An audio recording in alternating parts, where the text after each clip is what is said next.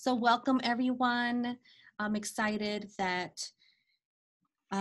you're with us today for our webinar, Social Justice and Storytelling, Supporting K-12 Bilingual and Multilingual Learners. I am Carla España. You can find me at Profesora España on Twitter, but we'll also give our emails at the end so you can contact us. And I am in New York right now. I teach at Bank Street Graduate School of Education in their bilingual TESOL program. And my connection with Luz is that we studied together in our graduate studies with our advisor, Ofelia Garcia, at the Graduate Center. And we've been collaborating and growing and connecting throughout for like 8, 9, 10 years.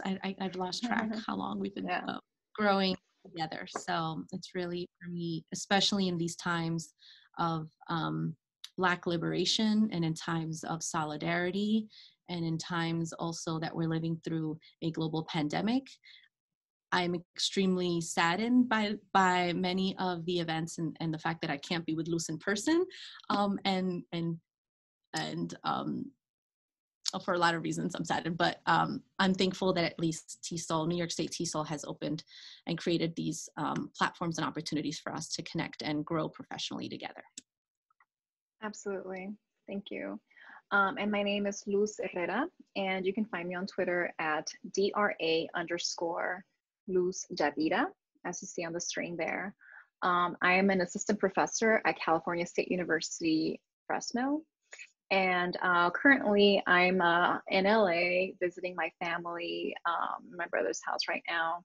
And, you know, just here standing in solidarity with the people of LA in California. And just really happy to be here today to learn together. And just some Zoom basics, as many of you might have been on Zoom all day teaching or on webinars as well. Thank you everyone for staying muted. It really helps because it might be a little distracting. Please use the chat. We are both monitoring the chat as we go along and responding to questions. We prefer you comment and ask questions throughout in the chat as opposed to leaving them to the end just for timing purposes. And so definitely make use of that.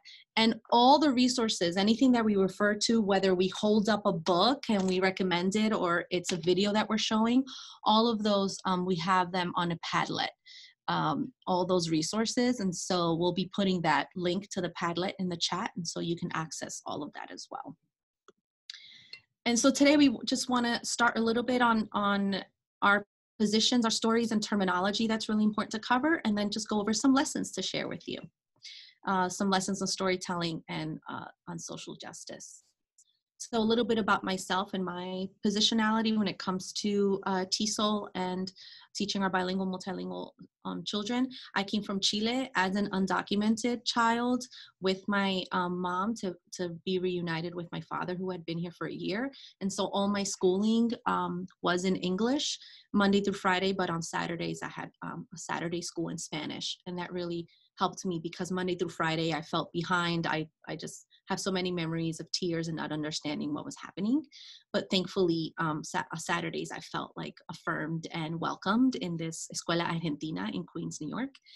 And all of that really planted seeds and questions about what are the best ways that we can welcome, affirm, be in solidarity with children who are language minoritized in our schools. And that took me to many journeys in different institutions. And that's where at Grad Center, where I met Luz and got to ask these questions and do my research on an ENL teacher, English as a New Language, middle grade teacher, and her classroom and how she modified very standardized scripted curriculum to teach bilingual learners in New York City. And that was my research study. And now I'm focusing on teacher education with bilingual TESOL, future teachers.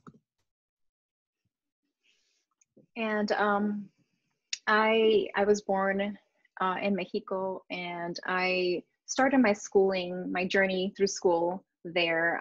So when I came to the United States in 3rd grade, I was already literate. You know, in Spanish, I could read and write really well. And so that definitely helped me in learning English and just navigating this new, school system. But I remember, having this label attached to me, to my name for pretty much K to 12 or K-12 career. I was considered an English language learner. You might hear us say emergent bilingual, that is the term that we prefer to use, so that we really, that's coming from Ofelia Garcia. It's a term that really acknowledges students' bilingualism, that they come with a rich linguistic backgrounds, and it's important to recognize and honor those. So I was an ESL student and an English language learner throughout middle school and high school, and I remember feeling so frustrated that I had to do so many extra English classes so that I could have my 4 years of regular English in order to qualify, for a UC, the University of California. I grew up in LA. And so I remember just feeling those feelings of frustrations, like having to miss out on electives because I had to take extra English. And I think about how sometimes our students are in similar positions, right, where they don't get to enjoy the art or the music. They have to take more and more English. And what does that happen? How does that limit other opportunities as well? And that's what led me to eventually pursue my master's in TESOL. And I was an ESL teacher for many years in New York City public schools. And that's essentially what kind of led me to pursue doctoral research and teaching, but really shifting my focus to bilingualism in education, and really thinking about how do I take or how do I conceptualize students' bilingualism? How do I bring that more to the center in the classroom? And that's why I kind of shifted from like a TESOL to more of a bilingual education approach to my research, at least, in teaching. But in my teacher education, as a teacher educator, I prepare both TESOL, bilingual teachers, as well as just general ed teachers. Yeah, let's move on. And we wanted to just name something that I was putting in the chat is important to talk about our journeys and our terminology. I believe that's really important when we talk about lesson planning. You have to know where we're coming from and the experiences that inform our lessons. And also we have to name what is it that we stand for, right, in our lessons. So I remember this being, I was honing this a lot throughout the years and continue to revisit, especially when I would, my principal would visit my classroom and then would ask, like, why am I doing this lesson? And it's different than the way it's scripted in the curriculum. Oh, well, because I believe we should do this, and here's the data, and here's the research. And so for us, we ground ourselves in these traditions and the inspiration from Django Paris' Culturally Sustaining Pedagogy and Samuel Leem's book, really thinking about ways that are cultural, that are sustaining student cultures, especially language minoritized and Black and Brown and Indigenous children that have been ignored in most schooling. Racial linguistic ideologies, for us, we've been really informed by Jonathan Rosa and Nelson Flores' work, especially in TESOL. And bilingual education, really thinking about how racialized language and racialized bodies and racialized children are viewed. Can't leave the matter of race out when we talk about language and how we have these language hierarchies, whether I'm speaking in Spanish and somebody says, oh, well, that Spanish is not so good because this Spanish from this country is better. That happens with English as well. And then Luz will talk a little bit about translanguaging in the last part. Yeah. So translanguaging is one of our central frameworks that we approach this presentation, as well as the writing of our book, En Comunidad, which we'll share with you. And translanguaging is pedagogical. It's a pedagogy, but it's also a theoretical framework. And it's about really honoring students' home language practices and creating spaces in the classroom. As a pedagogy, it's about creating spaces in the classroom for students to use their entire linguistic repertoire to make meaning, interact with content, etc. And another thing that really informs our work together, and what we will see here, is just our experiences as mothers. We're both raising bilingual children, and just sort of seeing their own language journeys. My Remy is 6 years old. He's only 6. So it's been really interesting and fascinating to see the way that he's developing his bilingualism, and that really informs the kind of teacher educator that I am and the way that I look at language as well. And then our approach that we talk about in our book, and we'll give you more information on it as we go through, we really looked at the patterns in our planning with bilingual and multilingual children and narrowed it down to three kind of components of it, thinking about topics, text, and translanguaging as guiding our lesson planning with bilingual, multilingual children. Specifically in our book, we zoomed in on Latinx students, which was our experience from teaching and in our teacher ed programs. And so, like I said, following Django Paris, Sammy Alim in that work, really finding texts that are affirming and are in solidarity with students. And as Luz described, translanguaging as our framework, not only as theory, but also as pedagogy.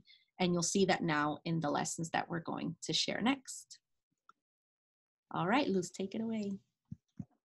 So in our book, we share a sequence of lessons on how you might go about using mentor texts, right, to tell stories or tell our stories. And one of the examples that we're going to go through together is around this book, Dreamers by Yuji Morales. It's one of our favorite books. And actually, I was just showing I had a class right before this. I'm teaching a summer class for a new cohort of teachers, future teachers, and I just shared with them this book as well. So, yay, there you go.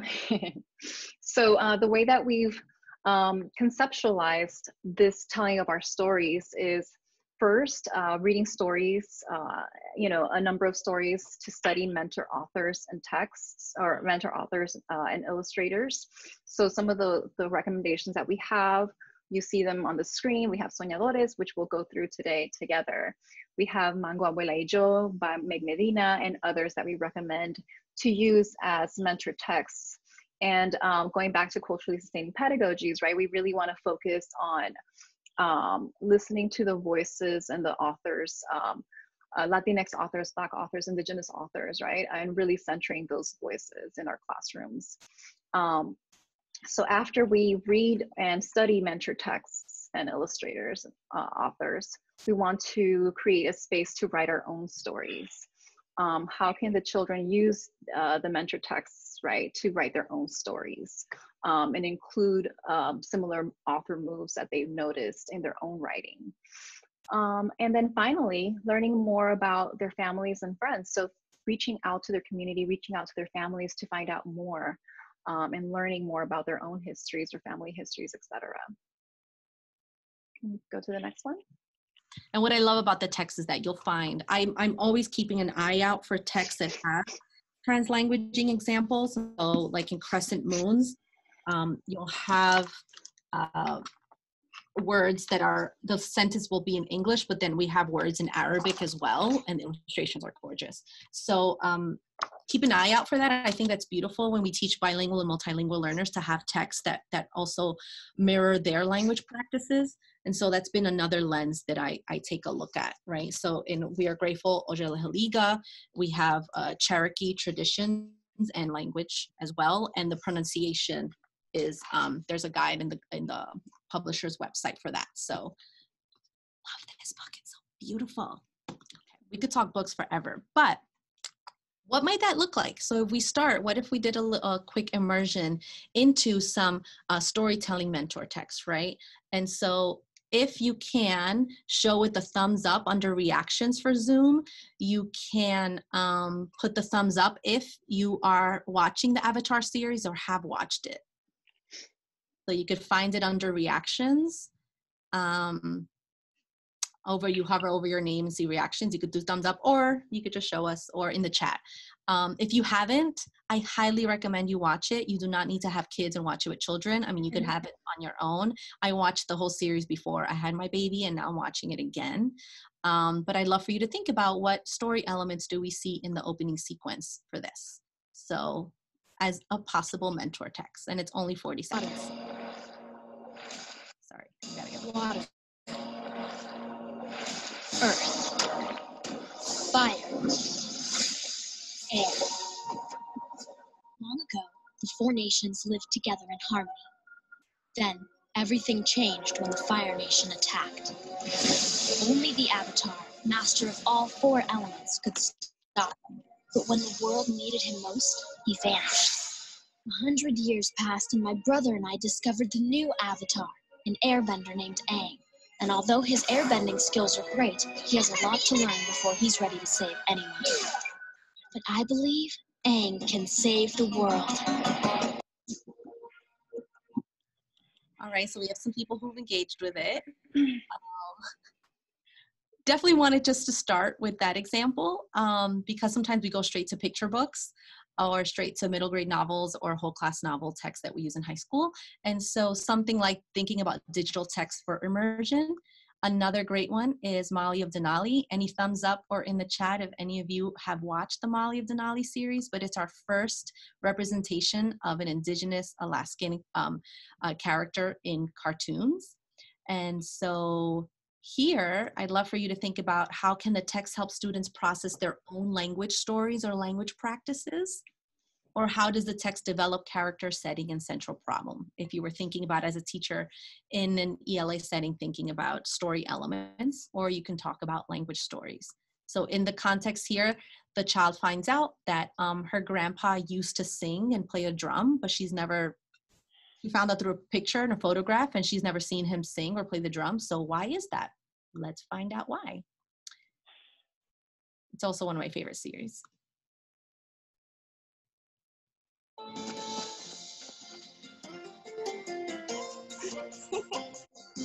Yes! Woo! They found the other person in the picture. Masik Cho, thank you for inviting us in. You are welcome. Gee, but your grandpa had a real good voice and the best sense of humor. He sure joked around lots. Like me. He was always singing.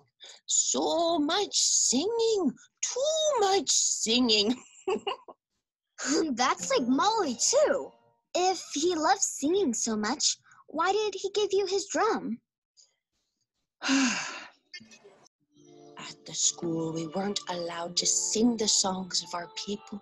It was forbidden. They only wanted us to sing new songs, their songs, in English. We were made to feel bad about who we were, of the way our people did things. Your grandfather, he did not like that. He was proud of his family. He loved our traditions. So your grandpa, he said, if I can't sing our songs, I just won't sing anymore, ever. A lot of kids did the same. That's why so many of us stopped using our language and singing our songs. I'm so sorry that happened to you and to Grandpa. Thankfully, things have changed since then. We honor our traditions and can be proud of them. Maybe if you give your grandpa back his drum, his songs will come back too.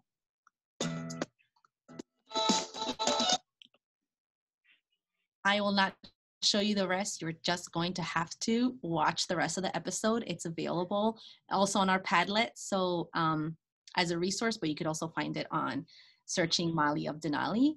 Again, thinking about how we can use text for students to process their own language stories or to talk about story elements. And last one I'll share for immersion is Hair Love. Luz, do you want to say a little bit because you've been reading the book with Rem? So Hair Love is just really a celebration of Black fathers and their relationships with their daughters. And this book is, well, you'll see the short story or the short film in a little bit, and I'm sure that some of you are familiar with it.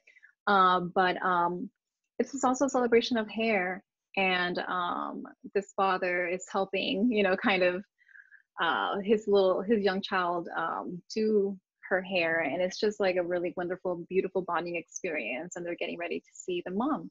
And so it's really a touching story, and one of the things that you can consider while using this as a mentor text is, you know, how can we use text, multimodal text, to affirm the ways of being and experiences of Black children, and how does this help children share their own lived experiences? How does this create a space for children to share, you know, their family stories or histories, just what they do with their families, whatever it may be that they want to share. But this kind of helps to open up those spaces.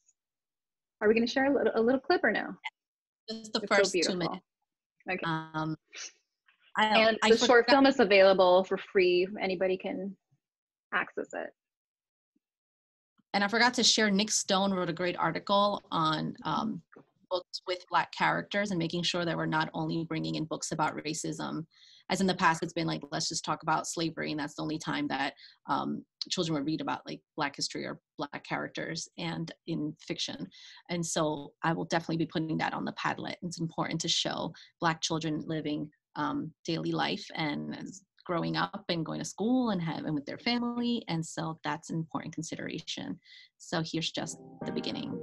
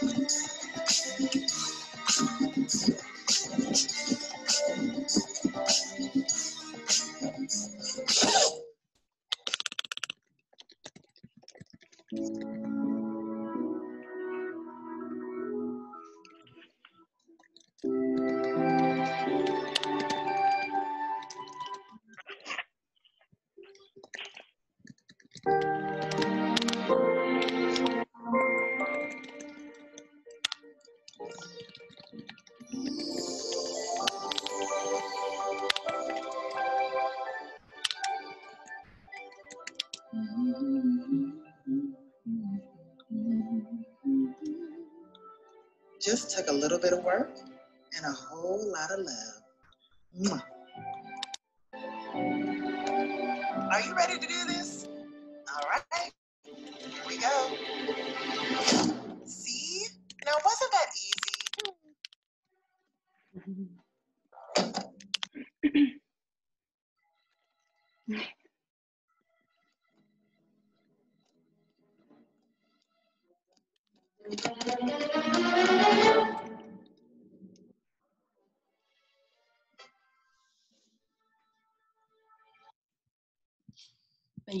Another clip that you're just gonna have to keep giving you a lot of homework, but this is like beautiful, right? Life affirming, beautiful assignments that we can engage with. And so we wanted to also give you some kind of template that you can use as a guide to make your own versions of engaging with text. And on the Padlet, we have a link to, we have a link to the guide, but it's also downloadable from the publisher's website for our book. So Luz is gonna go through it a little bit to show you the different steps. Can you go on % mode so I can see, Yes. see it large? Sorry, it's hard to see right now. Okay, so again, we are kind of giving you a little preview with the book Dreamers and how you might be able to set up reading in community. So instead of a traditional read aloud, we propose reading in community with your students to allow or to create space for more discussion and for children to participate more fully. Usually in a read aloud, most of the time it's the teacher that's taking up most of the space in terms of talking and reading. And so this model really shifts that and really emphasizes community involvement and participation.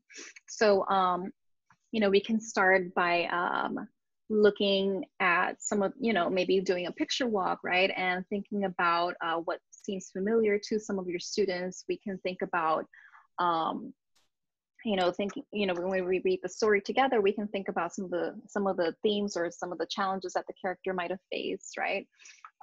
And we can think about, I think we can go to the next one.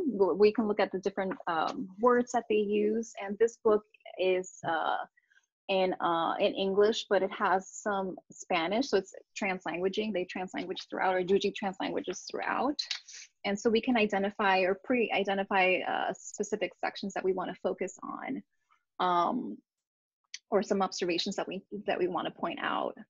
For instance, this is a really powerful passage in the book, and I'll read it out loud for you and just really quickly. It says, "We are stories, we are two languages, we are lucha, we are resilience, we are hope, we are dreamers, soñadores of the world." And we can ask students to think about what that means, or what words stood out, or what kind of made, or what these words made them think about. And we can ask students to share some of the ways that they, what hopes they have or what dreams they have, and kind of make those connections to the book. And we have the template, as Carla mentioned, that you can download from the Heinemann website, but we've also included it in the Padlet, right? So you could also create a similar reading and community model for any book that you'd like to share with your students. I don't think, let's see, yeah.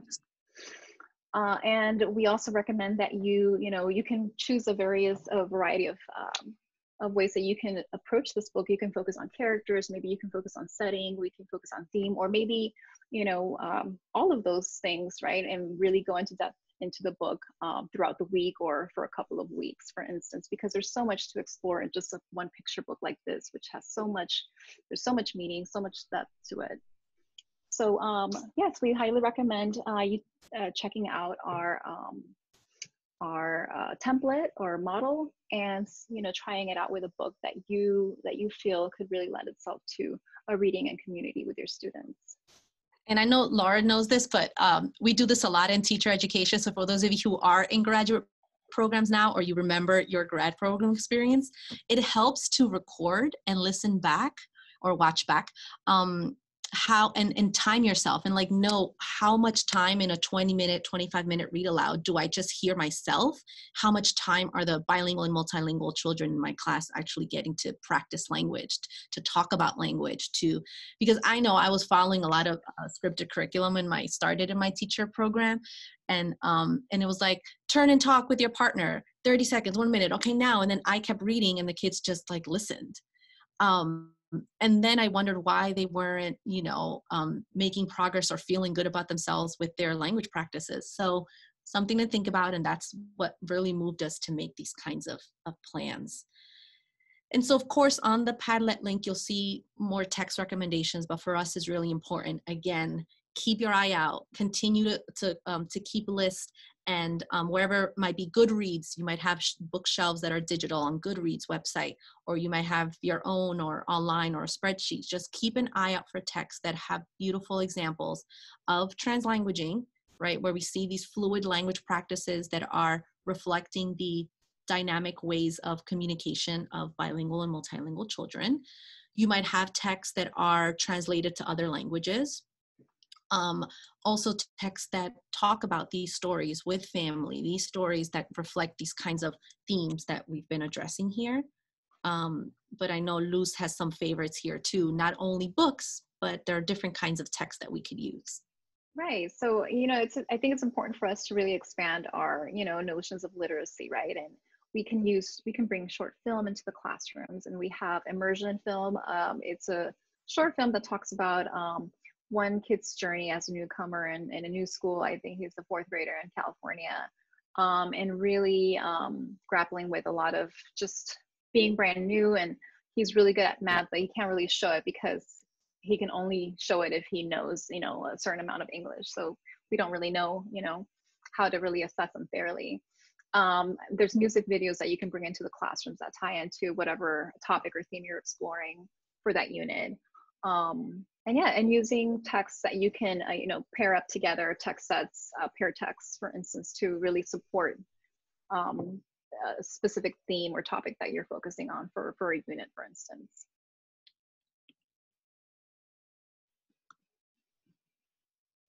And we also have podcasts. Podcasts are an amazing way to access such a rich variety of content. And these are some of our favorites. So NPR Code Switch, and the Vocal Fries, which are both kind of exploring, well, Vocal Fries is really exploring linguistic discrimination in the United States. And they bring out guests and experts and speakers to talk about their experiences and their research and teaching in that general area of linguistic discrimination. Code Switch really looks at race in the United States. We have Bilingual podcast, Tres Cuentos, which shares bilingual stories that you can bring into the classroom. And LeVar Burton Reads is an amazing way to just get to learn so many short stories, usually nonfiction short stories that you can also bring into the classroom, especially like the high school level. You could pair up with some other texts that you're also tackling in your classroom. And you know, LeVar Burton still reading on Twitter? Because I haven't been following. So he's still reading a children's story, young adult. So. I know he started like a few weeks ago. I haven't followed up lately. Yeah, I'm still me behind. either. Okay. So that was just a little bit of kinds of ways that we can think about immersing children in storytelling, thinking about bilingual, multilingual experiences with books that reflect some of those dynamic language practices and books and texts on those themes, and kind of scaffolding the work where it's like immersion in story, followed by let's read some mentor texts, followed by let's write our own, and we just don't have time to go through all the follow-up lessons, but that's why we have the book, so we can share those with you too. But it's really important that children also get support from us for processing injustice in society, right? And this has been going on for a very long time, and there are a lot of issues that children need our support with. And so Luz is going to describe a little bit of her work with that as well. Yeah. So one of the chapters in our book, and this is well, you saw pictures of it, but this is what it looks like. I'm in LA, so I had to borrow my parents' copy. They got their own copy. they didn't wait for me to give it to them, so that's really cute. But so chapter 5 of our book is all about taking an informed stance against injustice, and it sort of guides you to creating a sequence of lessons to exploring any social justice issue, and go through these lessons with your students so that they eventually, the culminating project is that they're sort of really taking an informed stance, really, and really taking action in a variety of ways. And we give some examples of what students can do. So again, you can take this approach and really teach any social justice issue. But we've put together a couple of examples for you all today. And the first example focuses on children being detained at the border. So, you know, if we think about the 3 T's that we, you know, introduced a little while ago, topic, text, and translanguaging. If we want to explore, right, children being detained at the border, maybe the topic could be something like understanding what's happening with detained children at the border. The learning objective could be, you know, and I'm looking at, if we go back to the sequence, so 1, 2, 3, 4, I'm looking at lesson 2, how would I develop lesson 2, right? So deepening our understanding with primary and secondary sources. So the learning objective could be something like students will compare and contrast primary and secondary accounts on the detainment of children at the border. And I have 2 texts here that would be great for this. We have an example of a New York Times video, children reading actual testimonies of children that are in detention camps. And they're just sort of the testimonios, giving an account, a firsthand account of what their experiences are in these detention camps. So that's one way to, you know, get the firsthand account of what's happening with children and what they're experiencing. You could also tap into Nucella. Nucella is an amazing resource. I'm sure many of you are already very familiar with it.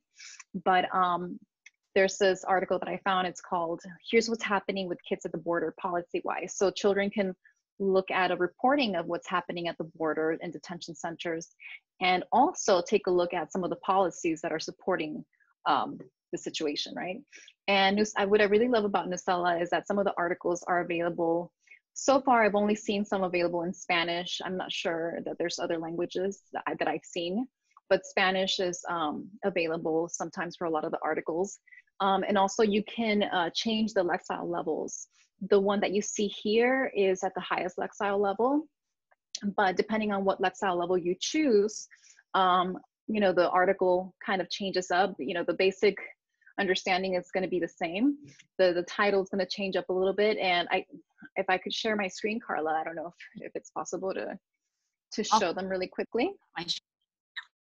Yeah, so let me just share my screen.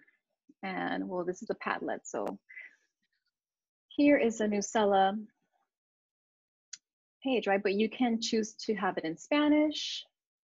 For instance, children, if you want to, support translanguaging in the classroom, you can have children have a copy of Spanish one if they speak Spanish and read Spanish, and an English one, and compare and contrast and really support their understanding with both languages.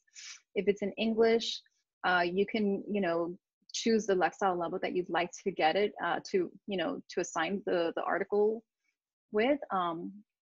So let's see if this changes. So see, the article changed a little bit, the title. These US policies await immigrant children when they reach the border. So it's a little bit differently, right? So the title kind of changes.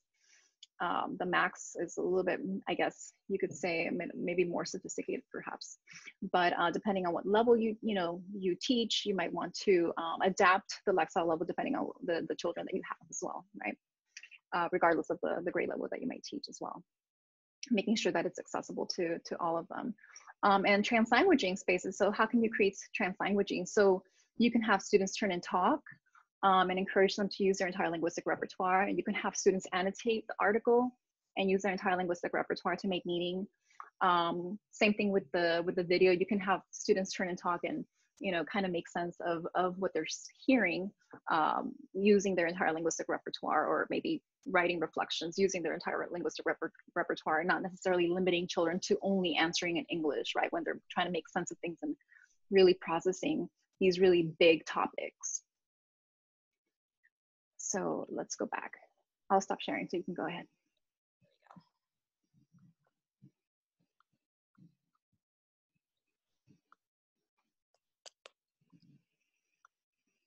I think we can move on. Yeah.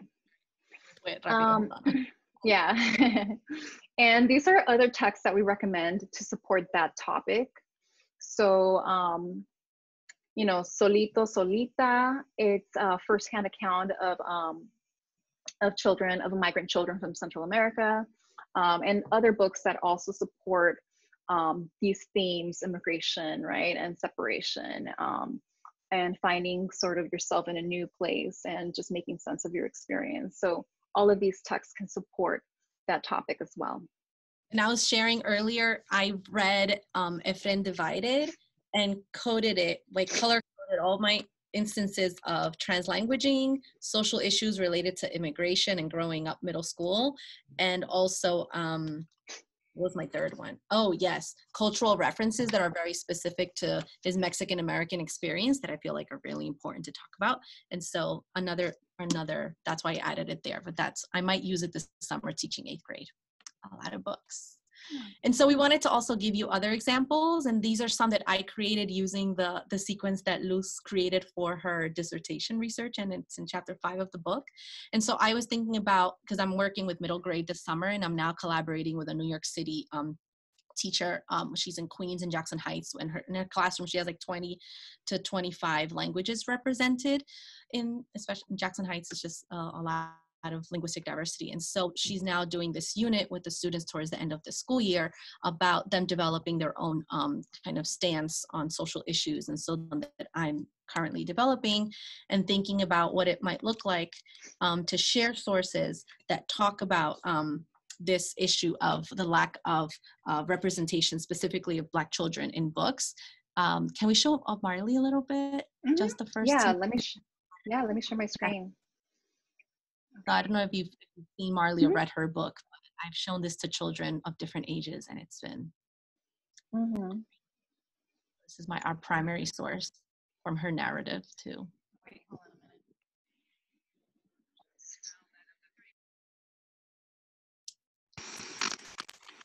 a minute. Only 261 were about Black people, and just 100 came from Black authors. One New Jersey 6th grader isn't satisfied with numbers like that, so she showed Benita Nair how she created a new chapter. I am born on a Tuesday at University Hospital, Columbus, Ohio, USA. For 11-year-old Marley Diaz, a good book opens the world. You always have words. You're able to express your emotions when you read The People Who Look Like Me. Keep fighting. But there are some books she's assigned in school she's grown tired of. The books were just mainly about white boys and dogs. I read Shiloh, Shiloh 1, Shiloh 2, Shiloh 3, where the red fern grows, and a bunch of other ones. I'm sick of it. Marley wanted books she could relate to, with characters like her. So I just went to my mom, and then she told me, well, what are you going to do about it? And that's kind of how the book drive started. The idea was simple but ambitious, to collect 1,000 books about Black girls.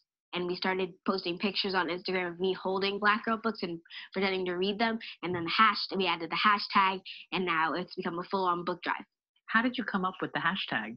Well, we know that social media is like the main outlet for us to get anything that we want now. So we need to be fun, catchy, and just something easy to remember. So we wanted 1,000 books, and we wanted them to be Black girls. So you just kind of smack them together, and you got a hashtag.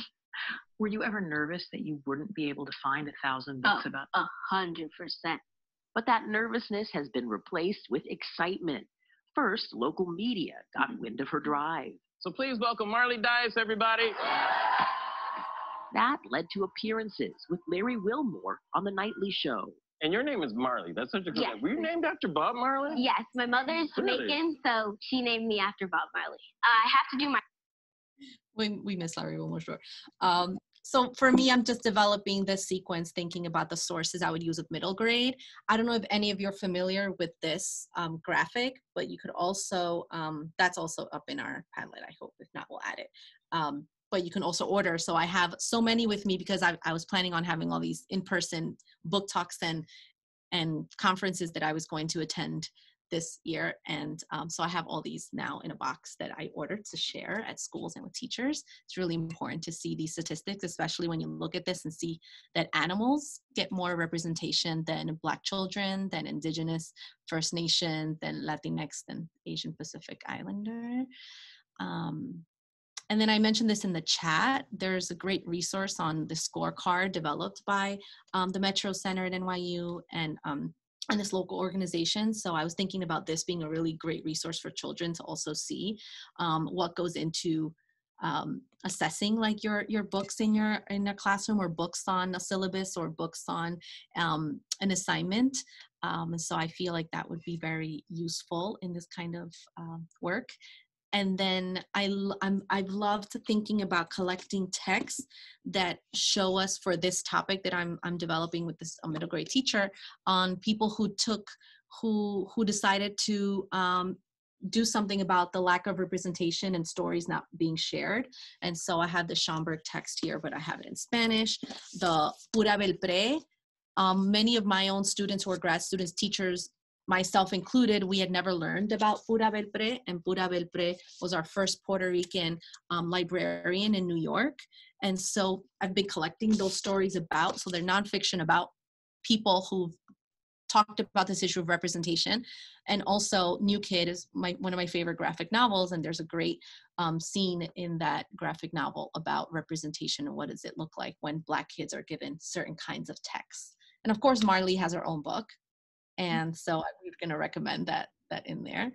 And then what might this look like for high school? So I've used a lot of this clip from Girls for Gender Equity, where Black girls this was in New York City, were talking about the being pushed out of school and their experiences. So that might be my text to start to talk about systemic racism in schools, and really thinking beyond what I told you earlier. For those of you who are a little early, my next professional textbook that I'm reading is called Writing Redefined, broadening our ideas of what it means to compose.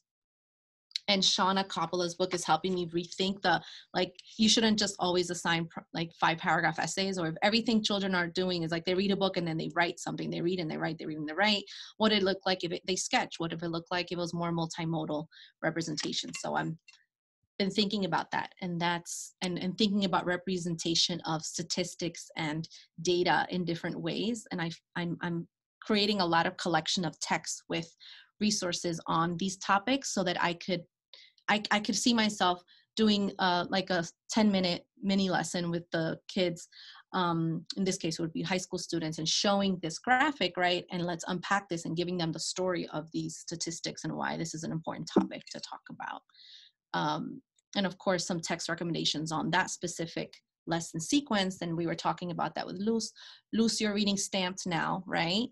I'm reading it as well. My husband's a middle school principal, so we're reading Stamped together, and he decided it's his summer read with the whole staff. So the whole staff in his middle school are reading it.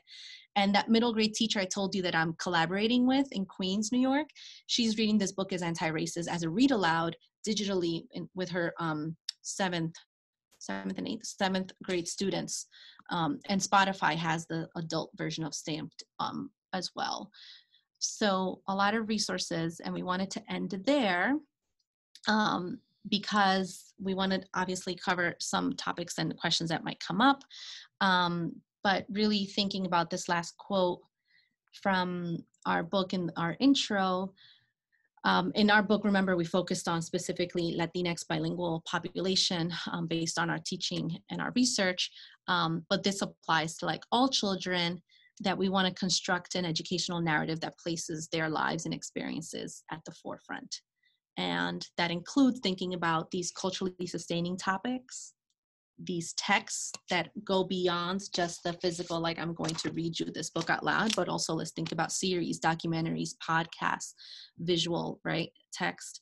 And then also thinking about translanguaging as the communicative practices of bilingual and multilingual children, but also translanguaging as pedagogy, as I could show you these texts that have Cherokee and English, and we can learn more about Indigenous representation like now, not just let's do these like horrible readings around Thanksgiving that we see that should not be happening. I could have texts that have English and Arabic as well. So we hope this is giving you some examples of how we can think about storytelling and also thinking about these topics of social justice and how Luz described that lesson sequence. So we have about 8 more minutes, and we'd love to take some questions. Oh, thanks, Luz. You're putting all the text there too. Yes, we can talk text forever. And so if you can, what I'm going to do is stop sharing, but you have our emails there. Yes, we did share the Padlet link. And let me go up here. But if you could rate.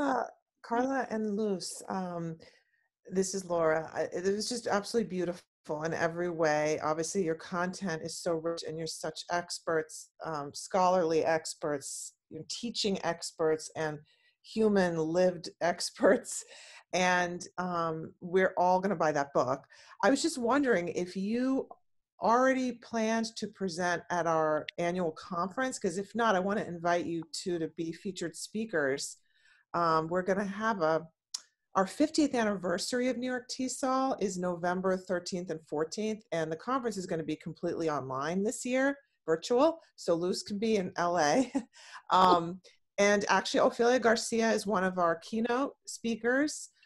We have a lot of wonderful multilingual educators and just a fabulous lineup of speakers, but I think this is such a beautiful presentation. It has the theory and the research, it has the soul, and it has practical application, which is so rich, you know, for teachers. So I just want to personally thank you and invite you. I'll speak to the conference chair tomorrow. I'm sure she'll go for it.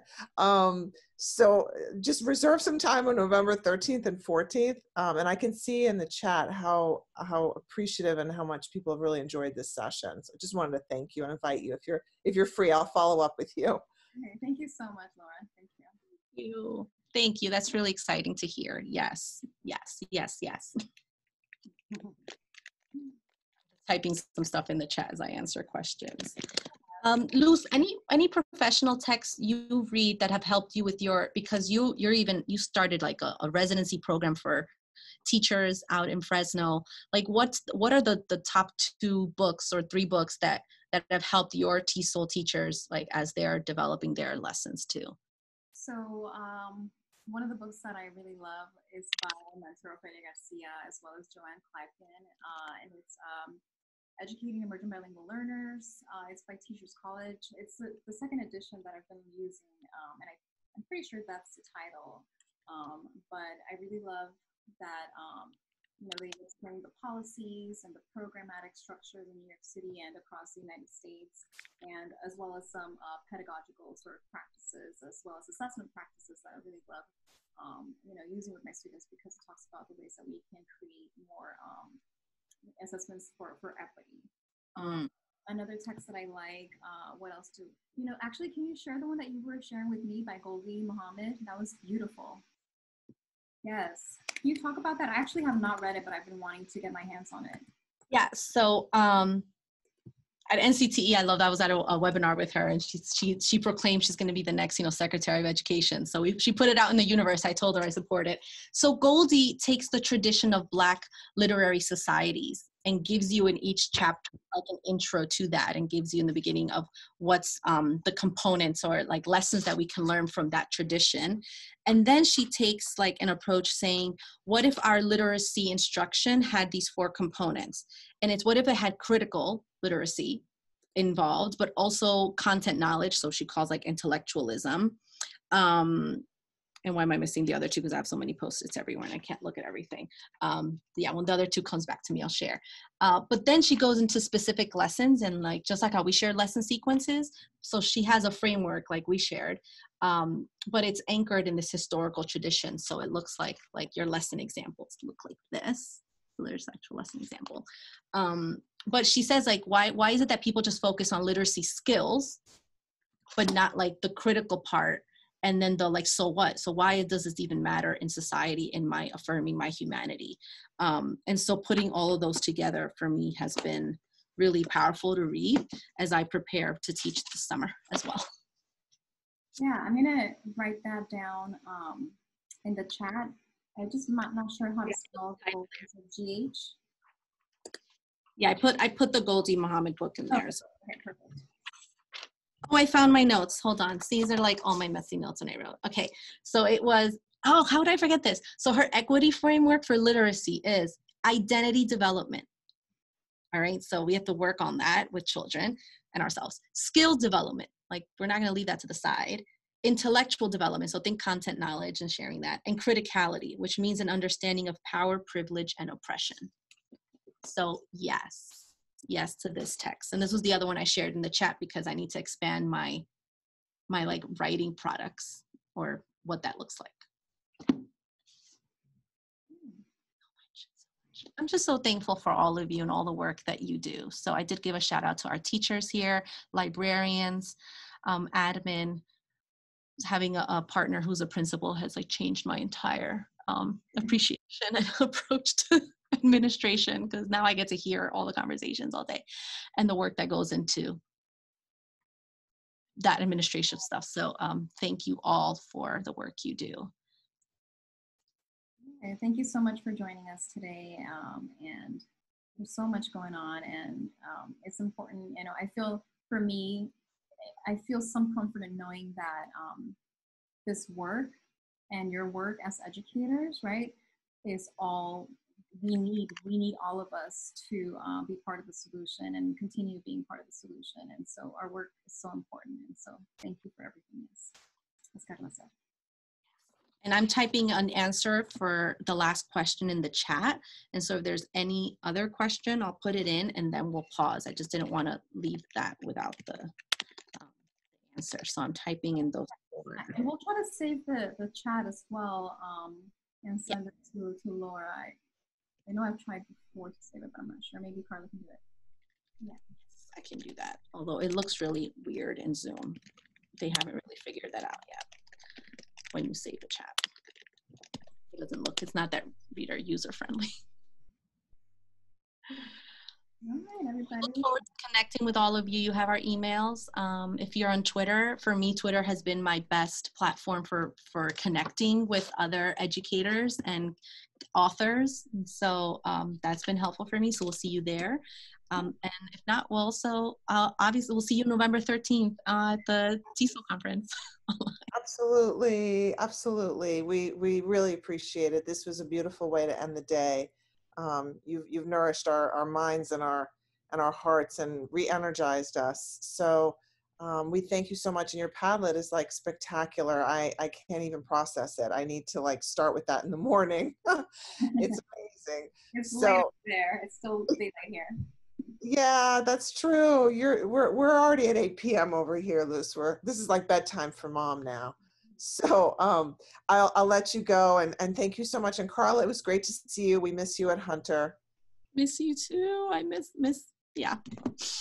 We'll see each other soon. Thank you so much. Thank you. Thank you, everyone.